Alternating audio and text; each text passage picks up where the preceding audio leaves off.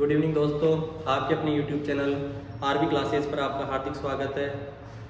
जैसा कि हमने कल पढ़ा था भारतीय राज्य व्यवस्था में संविधान सभा के बारे में, आज अपन 2 मिनट में थोड़ा सा उसको रिवाइज कर लेते हैं और उसके बाद में आज अपन थोड़ा सा भारतीय संविधान के बारे में आगे बढ़ेंगे। संविधान सभा की मांग बाल गंगाधर तिलक जी ने की थी, उसके बाद गांधी जी ने की थी और नेहरू समिति ने की थी।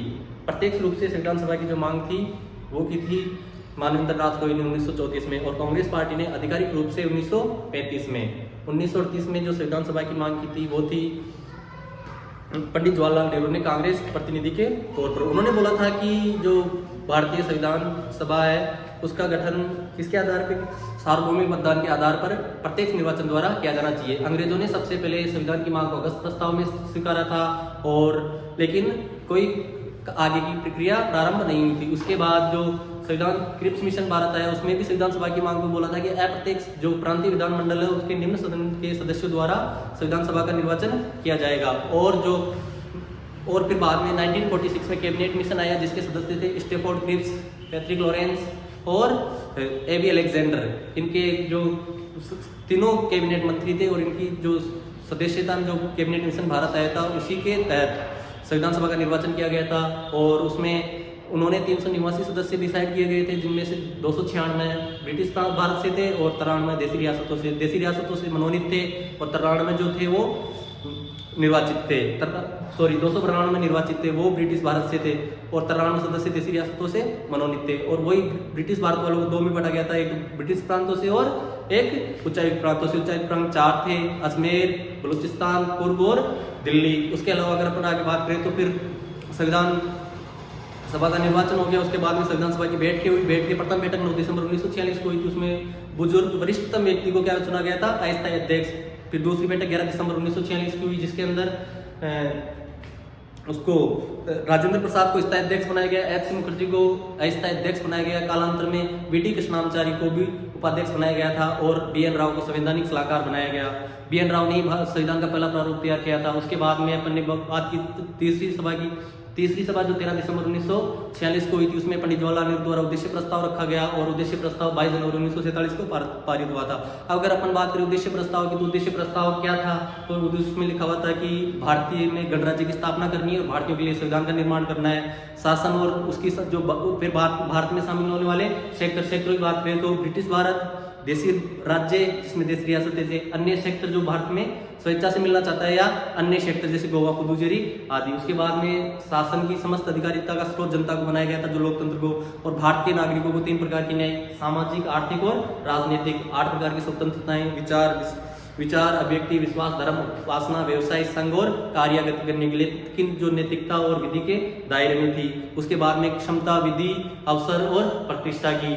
और फिर बाद में बोला गया था कि जो धार्मिक अल्पसंख्यक है, पिछड़े वर्ग है और जनजातीय क्षेत्र, उनके हितों का संरक्षण किया जाएगा। जल थल नभ का जो अधिकार है उसको बनाए रखना है, और विश्व कल्याण और मानव शांति के लिए भी कार्य करने हैं। उसके बाद अपने कुछ समितियां बढ़ी थी, जो जैसे कि संघ शक्ति समिति, इसके थे पंडित जवाहरलाल नेहरू, और उसके बाद में प्रांतीय समिति थी, उसके सरदार वल्लभ भाई पटेल, और अनेक समितियां बनी थी, जैसे बाह्य एवं आंशिक क्षेत्र की समिति, इसके भी सरदार वल्लभ भाई पटेल थे। बाह्य और जनजातीय क्षेत्र की समिति बनी थी, और मुख्य समिति बनी थी प्रारूप समिति। प्रारूप समिति के जो अध्यक्ष थे उसका जो गठन था 29 अगस्त 1947 को किया गया था। 29 अगस्त 1947 को किया गया था, और उसके अध्यक्ष डॉक्टर भीमराव अम्बेडकर थे। उसके अलावा इनके 7 अध्यक्ष थे। ये सब बातें अपन ने पिछली क्लास में पढ़ ली थी। इसके बाद में अगर अपन आज नए शुरुआत करने जा रहे हैं, और वो जो शुरुआत करेंगे अपन आज पढ़ेंगे जो भारतीय संविधान है, इसके जो प्रमुख स्रोत है उनके बारे में, कि भारतीय संविधान के जो इतना बड़ा संविधान बनाया गया, इसमें भारतीयों द्वारा कितने लगभग 60 देशों का संविधान पढ़ा गया, और उन 60 देशों के जो संविधान पढ़ा गया उस संविधान में कौन सी चीज कहाँ से ली गई है, ये सारी चीजें आप आज अपन इस क्लास में पढ़ेंगे। और यहाँ से कोई सा भी एग्जाम भी लोग, छोटे से छोटे बीएसटीसी, प्री बीएसटीसी वाले एग्जाम से लेके बड़े से बड़े एग्जाम में भी यहाँ से क्वेश्चन पूछे जाते हैं। अधिकतर एग्जाम में लगभग यहाँ से क्वेश्चन पूछा जाता है, इसलिए ये क्लास वैसे भी महत्वपूर्ण हो जाती है। तो अपन आगे पढ़ने स्टार्ट करते हैं उससे पहले अपन देखते हैं कि भारतीय संविधान के जो स्रोत है, संविधान जो बनाया गया है उसमें क्या चीज कहाँ से ली गई है। अब इसमें बोलते हैं कि जो भारतीय जो संविधान बनाया गया था इसमें लगभग 60 देशों का जो संविधान है वो पढ़ा गया था, लेकिन अपन जो मुख्य मुख्य जो अपने काम की चीजें हैं वो आज अपन इसमें पढ़ेंगे। अब सबसे पहले जो संविधान का सबसे बड़ा, जहां से भारत का लगभग 2/3 संविधान लिया गया है, वो है बात 1935 का भारत शासन अधिनियम, जो ब्रिटेन द्वारा बनाया गया था। अब यहाँ से त्रिसंघीय ढांचा, जिसमें अवशिष्ट शक्तियां किसको दी गई थी, राज्यों को, राज्यपाल का पद, न्यायिक प्रणाली, संघ लोक सेवा आयोग जिसको अपन यूपीएससी के नाम से जानते हैं, और आपातकालीन प्रावधान, आपातकाल आपको पता ही 3 प्रकार के होते हैं, और प्रशासनिक ढांचा, अनुसूचित जनजाति क्षेत्रों के विशेष प्रावधान, द्विसदनात्मक व्यवस्था, जैसे कि आप सबको पता है द्विसदन है, उच्च सदन और निम्न सदन। 2 सदन कौन कौन से हैं, जैसे लोकसभा और राज्यसभा, ये क्या हो गए, 2 सदन हो गए। ये सब 1935 के नियम से लेके, और नियंत्रक महालेखा परीक्षक जो अपने संविधान में 148 से लेके 151 तक दिया गया है, अनुच्छेद 148 से 151 तक, ये सब कहां से लिए गए थे, 1935 का जो भारत शासन अधिनियम था यहाँ से। सेम यही चीजें ब्रिटेन के संविधान से भी ली गई है, बहुत सी चीजें सेम है, वो आगे अपन देखते हैं।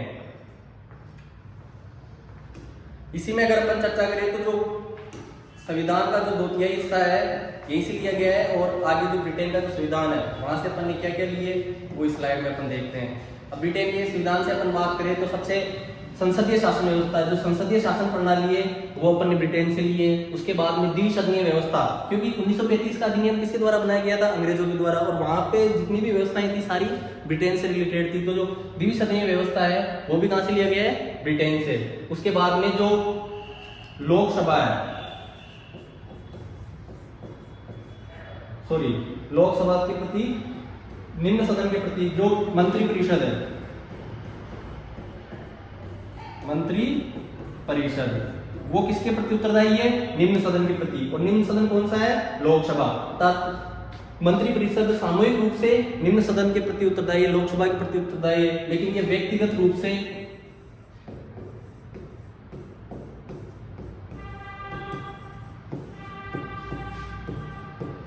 रूप से राष्ट्रपति के प्रति उत्तरदायी होती है।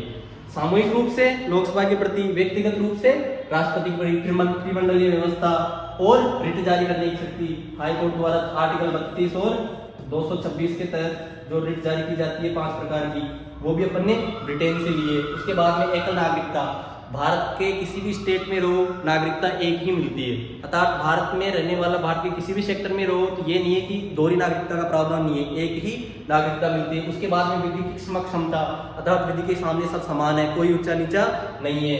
विधि द्वारा स्थापित प्रक्रिया, ये विधि की नकारात्मक व्याख्या करता है। और संसदीय विशेषाधिकार, ये अपन आगे पढ़ेंगे जब संसद पढ़ेंगे, और उनके विशेषाधिकार जब आगे अपन संसद पढ़ेंगे या विधानमंडल पढ़ेंगे ना, तब इनके ऊपर विस्तार से चर्चा करेंगे।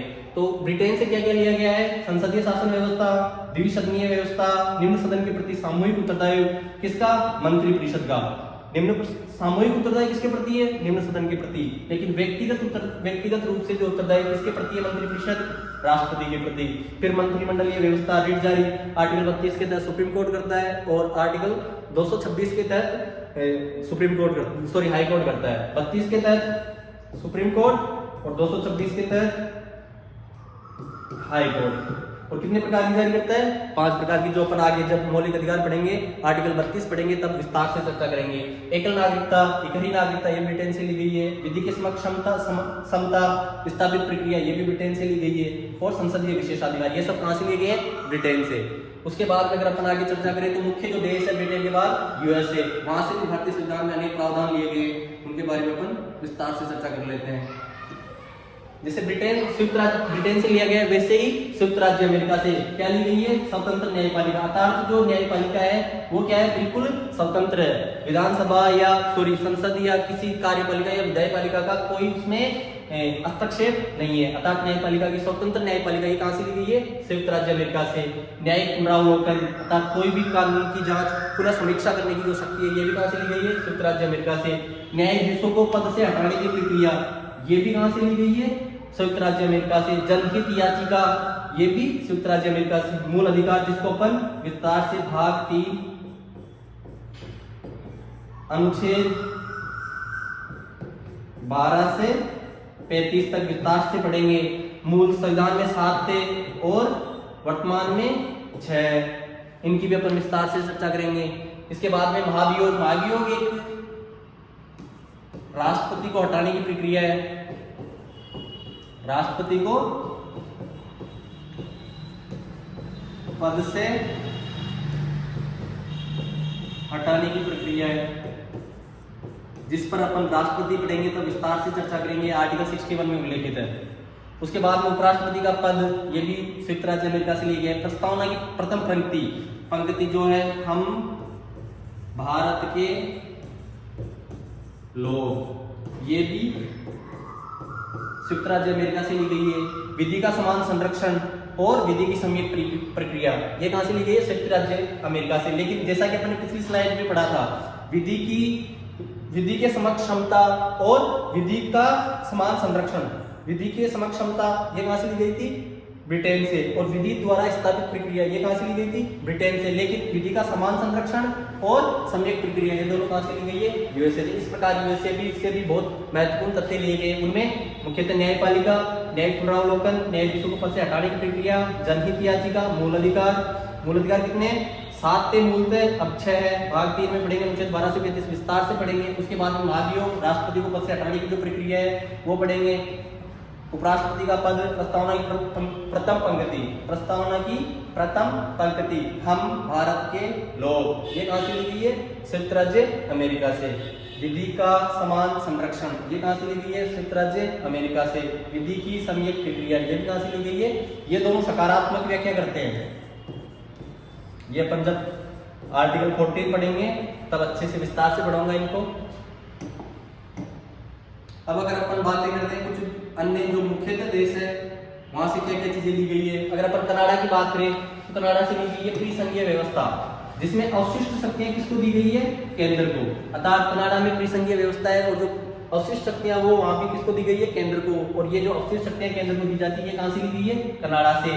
राज्यपाल की नियुक्ति किसके द्वारा की जाती है? केंद्र द्वारा। राज्य में ये भी कहां से ली गई है? कनाडा से। और राष्ट्रपति द्वारा उच्चतम न्यायालय से जो परामर्श करने की शक्ति है, आर्टिकल 143, ये भी कहां से लिया गया है? कनाडा से। अब जापान से विधि द्वारा स्थापित प्रक्रिया के कुछ प्रावधान कहां से ली गई? जापान से। विधि द्वारा स्थापित प्रक्रिया कहां से? ब्रिटेन और जापान दोनों से ली गई है। उसके बाद में अपन अगर आगे चर्चा करें तो इसी क्रम में अगला देश आया अपने पास आयरलैंड। आयरलैंड से मुख्यतः लिए गए नीति निर्देशक तत्व जो भाग 4 में 36 से 51 तक उल्लेखित है, ये सरकार के लिए है। सरकार जो शक्तियां प्रदान करते हैं सरकार को, और ये कहां से लिए गए हैं? इन पे भी अपन सब एक एक नीति निर्देशक तत्व पर अपन आगे चल के विस्तार से चर्चा करेंगे। राष्ट्रपति की निर्वाचन पद्धति, ये भी कहां से ली गई है? आयरलैंड से। और राज्यसभा में 12 सदस्यों का मनोनयन। राज्यसभा में कितने सदस्यों का मनोनयन? 12 सदस्यों का मनोनयन। ये अपन जब अनुसूचियां पढ़ेंगे तब विस्तार से पढ़ेंगे, लेकिन ये प्रावधान कहां से लिया गया है? आयरलैंड से। राज्यसभा में जो 12 सदस्यों का मनोनयन होता है ये कहां से लिया गया है? आयरलैंड से। उसके बाद में ऑस्ट्रेलिया। ऑस्ट्रेलिया से बात करते हैं तो समवर्ती सूची, दोनों सदनों की जो संयुक्त बैठक होती है वो भी कहां से ली गई है? ऑस्ट्रेलिया से ली गई है। प्रस्तावना का प्रारूप, जो फॉर्मेट होता है प्रस्तावना का, ये कैसा होगा? ये भी ऑस्ट्रेलिया से लिया गया है। और अंतरराज्यीय व्यापार, वाणिज्य और समागम, ये भी ऑस्ट्रेलिया से लिया गया है। इस प्रकार आयरलैंड से मुख्यतः नीति निर्देशक तत्व, ये एग्जाम में बताएंगे कितनी बार पूछा गया है कि नीति निर्देशक तत्व का प्रावधान कहां से लिया गया, कौन से देश से लिया गया है? तो आयरलैंड से। निर्वाचन पद्धति और 12 सदस्यों का मनोनयन। उसके बाद में समवर्ती सूची, संयुक्त बैठक, प्रस्तावना का प्रारूप और अंतरराज्यीय व्यापार, वाणिज्य और समागम, ये कहां से ली गई है? ऑस्ट्रेलिया से। प्रस्तावना का प्रारूप ऑस्ट्रेलिया से, लेकिन प्रथम पंक्ति हम भारत के लोग कहां से थी? संयुक्त राज्य अमेरिका से। इसी क्रम में जर्मनी। तो जर्मनी में राष्ट्रीय आपातकाल के समय जो मूल अधिकारों का निलंबन होता है, जैसे राष्ट्रीय आपातकाल की घोषणा होती है तो सभी को पता है कि जो मौलिक अधिकार है उनको निलंबित कर दिया जाता है। उस समय सुप्रीम कोर्ट रीट भी जारी नहीं कर सकती है। सारे प्रावधान जब अपन मौलिक अधिकार पढ़ेंगे तो विस्तार से पढ़ेंगे। लेकिन ये जो निलंबन करने का जो प्रावधान है ये कहां से लिया गया है? जर्मनी से। उसके बाद में रूस से मौलिक कर्तव्य और प्रस्तावना में न्याय के आदर्श। न्याय कितने प्रकार का? जैसे अपन ने कल पढ़ा था वो एजिट न्याय प्रस्तावना में भी एक कितने प्रकार का है, 3 प्रकार का। कौन कौन सा न्याय है? सामाजिक, आर्थिक और राजनीतिक। सामाजिक, आर्थिक और राजनीतिक 3 प्रकार के न्याय। और इसके जो आदर्श है वो आदर्श कहां से लिए गए हैं? रूस से। और मूल कर्तव्य जो भारतीय संविधान में भाग 4 के संशोधन द्वारा जोड़े गए थे, 10 जोड़े गए थे, वर्तमान में 11 है। ये अपन विस्तार से पढ़ेंगे। और ये कहां से लिए गए हैं? रूस से लिए गए हैं। इसी क्रम में अगर अपन आगे चलते हैं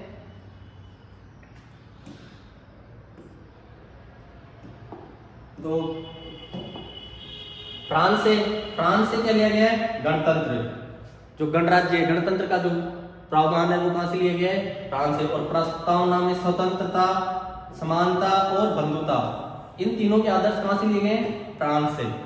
न्याय के आदर्श रूस से, मौलिक कर्तव्य रूस से, लेकिन फ्रांस से क्या लिए गए? स्वतंत्रता, समानता और बंधुता के आदर्श। उसके बाद में दक्षिण अफ्रीका से संविधान में संशोधन की प्रक्रिया, आर्टिकल 368 इसमें भारतीय संविधान में संशोधन का उल्लेख प्रक्रिया है। और राज्यसभा में सदस्यों का निर्वाचन। अब देखो निर्वाचन कहां से लिया गया है? दक्षिण अफ्रीका से। और 12 सदस्यों का जो मनोनयन था वो कहां से लिया गया था? आयरलैंड से।